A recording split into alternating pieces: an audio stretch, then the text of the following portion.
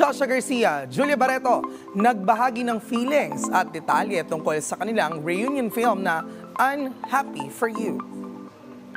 Josh Leah is back and it seems like hindi lang ang fans na excited sa reunion ng dating real-life partners or dating real-life partners at on-screen couple dahil binahagi mismo ni na Julia at Joshua na excited din sila na muling magkasama sa isang project.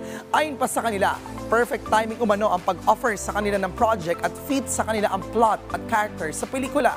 Nakatulong daw sa kanilang pag-arte ang kanilang past experiences kaya naman pakiramdam nila ay mas convincing ang mga eksena dahil na rin may hugot ang kanilang acting.